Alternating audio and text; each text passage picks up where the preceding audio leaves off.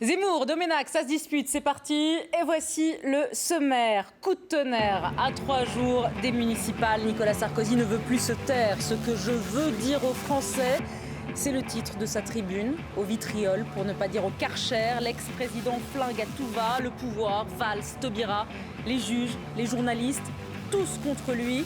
Une faute morale pour la gauche, une déclaration de guerre. Contre qui? Contre quoi? Vous répondrez.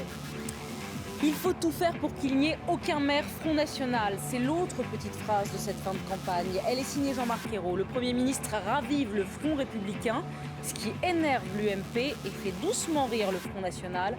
On y revient. Le moment est venu de donner un nouveau souffle à l'action gouvernementale. C'est Jean-Yves Le Drian qui le dit. Le ministre de la Défense, proche de François Hollande, confirme qu'un remaniement se prépare après les municipales. Qui va rentrer? Qui va sortir? Ayrault restera-t-il à Matignon?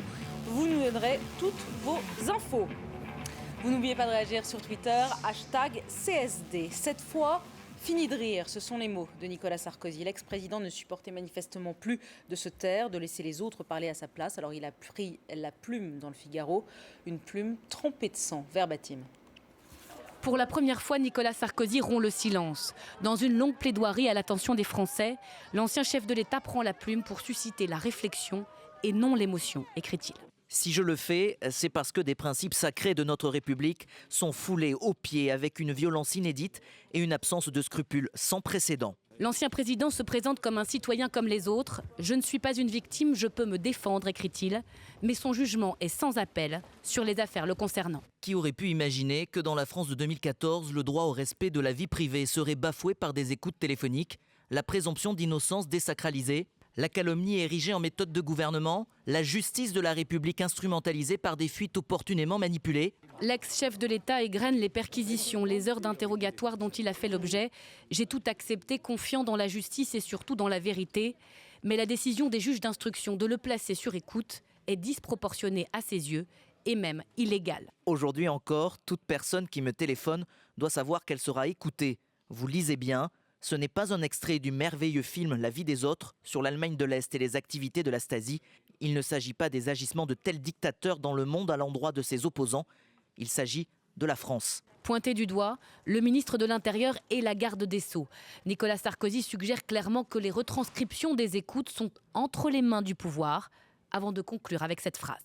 À tous ceux qui auraient à redouter mon retour, qu'ils soient assurés que la meilleure façon de l'éviter serait que je puisse vivre ma vie simplement, tranquillement, au fond, comme un citoyen normal. Un message à tous les Français, au premier rang desquels François Hollande. Et justement, François Hollande, la comparaison avec la Stasi est insupportable, dit le président. C'est une faute morale pour Jean-Marc Ayrault, une injure, dit Christiane Taubira. À droite, on salue une position courageuse. Florilège. Toute comparaison avec des dictatures est forcément insupportable. C'est du Berlusconi à quoi nous assistons. C'est-à-dire de la grande gueule contre les institutions. C'est pas comme ça qu'on peut donner une belle image de la France. Il faut comprendre les circonstances qui peuvent mener un homme à, comme on dit, péter les plombs. Je trouve qu'il a été suffisamment malheureux pour dire des choses au-delà de ce qu'il aurait dû dire. C'est une lettre de guerre, de bataille politique, donc je n'y attache pas plus d'importance que ça. Ça s'appelle comment une société où il n'y a plus d'intimité, plus de secret des personnes, plus de secret des correspondances? Ça s'appelle, dans l'histoire, le totalitarisme. Bien, le totalitarisme d'Henri Guénaud. On va parler du fond dans un instant, de la Stasi et des autres références, mais d'abord sur la forme. À 3 jours des municipales, est-ce que vous avez été surpris? Est-ce que vous avez sursauté quand vous avez lu ça hier? Nicolas, d'abord. Ouais, bien sûr, on sursaute, mais d'abord, si vous me permettez de vous reprendre, Léa. Bien sûr. Il rompt le silence, il a cessé de se taire. Nicolas Sarkozy, il n'a jamais gardé le silence. Il n'a pas arrêté d'écrire des communiqués, d'envoyer des cartes postales, de nous adresser des mots. Je veux dire, c'est pas le rapport à la retenue, au retrait, comme il l'évoque. Et là, c'est un stade supérieur, je vous le concède. Mais en tout cas, le problème, c'est qu'il y avait déjà ce bruit qu'il faisait. Et là, c'est pas n'importe quoi, c'est une lettre bavarde en plus. C'est-à-dire que moi, je pense que comme les grandes douleurs sont muettes, au fond, les grandes innocences doivent s'appliquer la retenue. Et le problème de cette lettre-là, à 2 jours des municipales, 3 jours, c'est effectivement qu'elle mélange tout, qu'elle est une pathétique d'ailleurs, parce qu'il y a des douleurs réelles dont on ne doute pas. Hein. Elle va voir sa vie écoutée comme ça, c'est une brûlure terrible, mais en même temps, c'est tellement exagéré, hyperbolique, ce référence à la Stasi, dire c'est du délire. Ça me faisait penser à ces adversaires, cette frange des adversaires du mariage gay qui attaquaient l'Assemblée nationale au cri de à bas la dictature socialiste. Dire, on est dans le délire total. Donc, il vous a pas touché. Il vous a pas touché. Je vous dis que ça mélange les partis qui effectivement touche à quelque chose de juste, qui est être écouté, et puis se retrouver ça dans les journaux, c'est horrible. Il ne fait pas allusion aux écoutes de Buisson, d'ailleurs, il aurait pu. Hein. Mais quand je vous dis qu'il mélange tout, il mélange même, au fait, la condamnation sur ces comptes de campagne qu'il a explosés. C'est-à-dire, il considère que c'est contre lui que la décision du Conseil constitutionnel a été prise. Donc, il met en cause toutes les institutions de la République, et il ne parle que de lui en prétendant s'adresser aux Français. Je trouve que c'est une démonstration de force qui est une démonstration de faiblesse pathétique. Démonstration de faiblesse pour Nicolas Domenach. Est-ce que vous partagez cette position? Éric Zemmour. Écoutez, d'abord, une première chose, on en parlera peut-être après, une fois de plus, il vampirise la campagne des municipales et de l'UMP. C'est le côté amusant de cette histoire.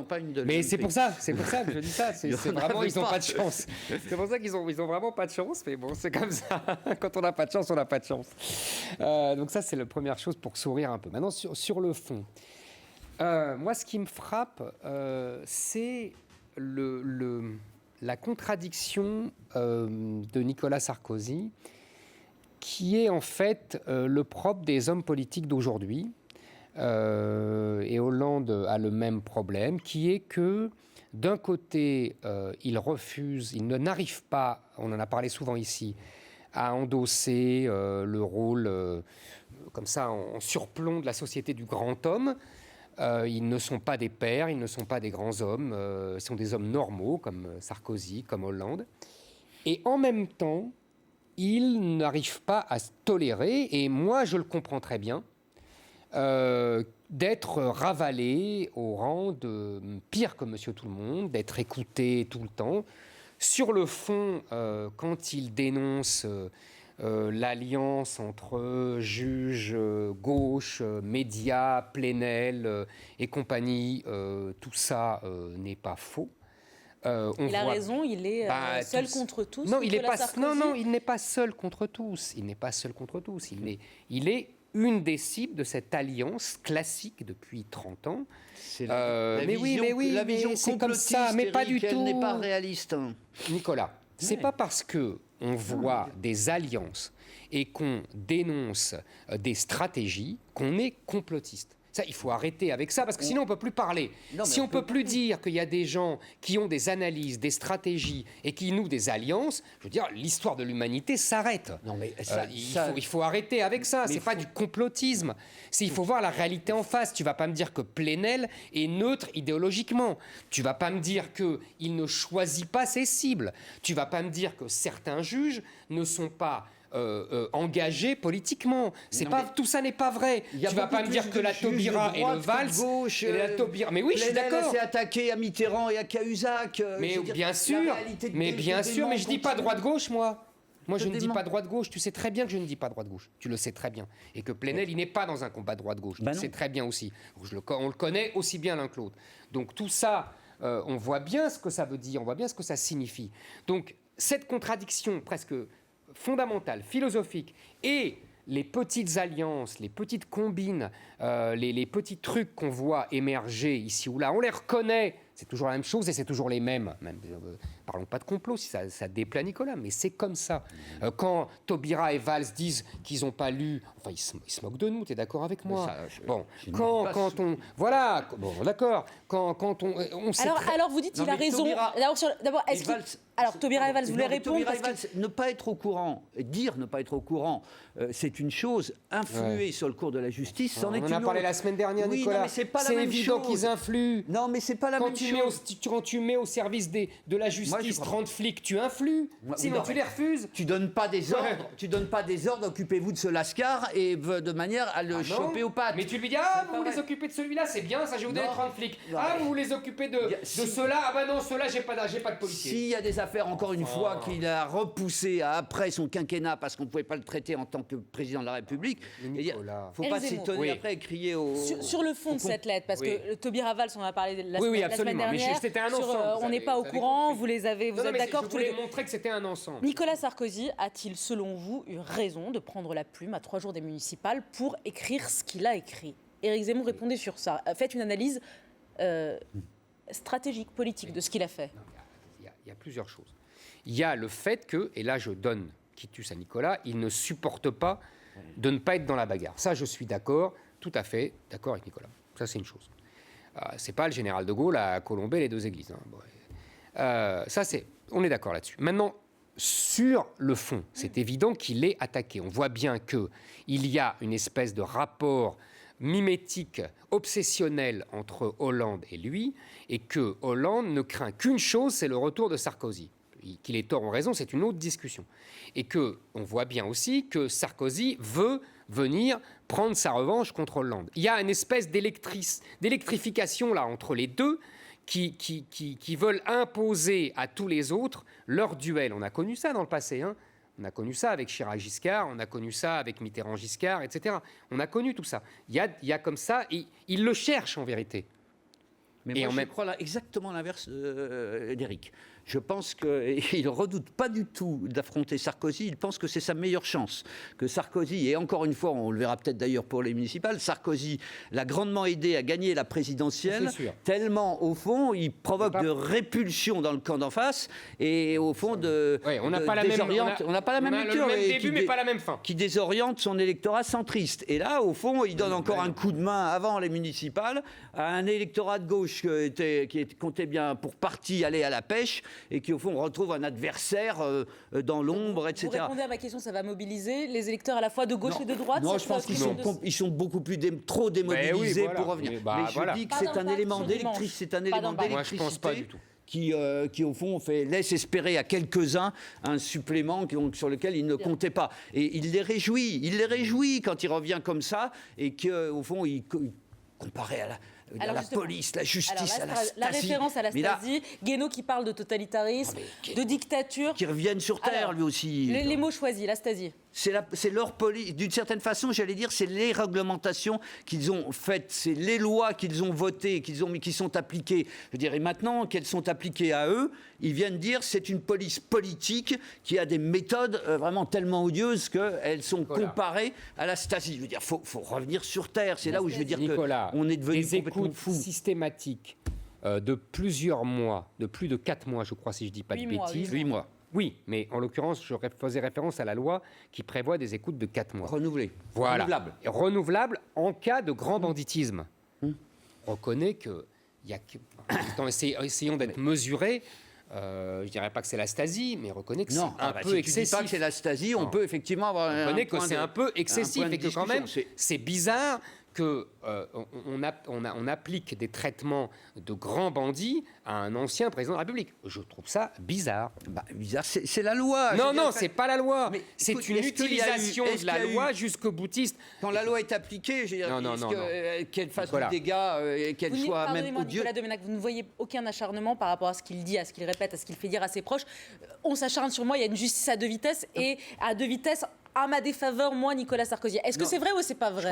On ne peut pas être à la fois dans la victimisation et dire cela, et en même temps accuser les uns les autres des pires mots, des pires attitudes. Moi, je ne considère pas qu'il y ait un acharnement. Je pense que... Tu t'aveugles volontairement. Non. Faut pas exagérer. Je pense qu'il y a un faisceau qu'ils ont œuvré quand ils étaient à l'Élysée, comme l'avait fait Chirac d'ailleurs en son temps, pour supprimer un certain nombre de charges, pour écarter des juges. Enfin, il faut quand même se souvenir du juge bien nommé, du procureur bien nommé Courroy, je veux dire, qui allait prendre ses ordres à l'Élysée. Enfin, je veux dire, et que maintenant, il ne supporte plus qu'au fond, lui soit appliqué ce qui sera appliqué au prochain président de la République de la même manière et qui ne supportera pas davantage. Une réaction à l'un et à l'autre sur les réactions de la gauche. tonnerre à gauche. Sapin parle d'un coup d'État verbal, déclaration de guerre pour Mélenchon. Hollande prend la parole et parle d'une référence insupportable à la Stasi. Matignon fait un communiqué 1 heure après la publication de la tribune en parlant de faute morale. Est-ce que la gauche surréagit ? Non, elle surréagit pas, elle surjoue. C'est pas la même chose. Nicolas n'a pas tort de dire que Sarkozy sert de repoussoir à gauche. Et donc là, je suis assez d'accord avec ça. Ça ne veut pas dire que Hollande ne le craint pas. Tu vois, c'est deux choses qui peuvent être complémentaires. Mais ils en font un repoussoir pour essayer de montrer qu'ils sont de gauche. Parce qu'il ne faut pas oublier que tout ça, c'est sur un fond de politique économique suivie par Hollande, qui est la copie conforme de ce que faisait Sarkozy. Il ne faut pas oublier ça. Donc quand la gauche surjoue l'hostilité à Sarkozy, elle essaye de faire oublier qu'en fait, elle a mis ses petits pas dans les chaussons de Sarkozy, qui lui-même mettait ses petits pas dans les chaussons de Merkel. Donc tout ça, pour faire oublier tout ça, eh ben on dit, oh là là, c'est un méchant, c'est un Berlusconi, c'est un coup d'État formidable. On fait la même chose que lui, mais c'est pas grave. Pas grave. Enfin, le rapport avec Berlusconi, pardon, quand on met face à face les déclarations des uns et des autres, il s'impose. Mais je veux pas dire qu'il soit... Non, mais moi, tu as raison. Mais c'est Berlusconi que j'ai entendu parler de Stasi quand il était au centre des affaires. Et de dénoncer, les juges comme étant des juges. Mais c'est ce que j'allais... Mais je vais te dire. Donc, je pense que quand il prend sa voiture de fonction, Sarkozy ne dit pas c'est une trabante. Donc, il faut revenir sur terre, quoi.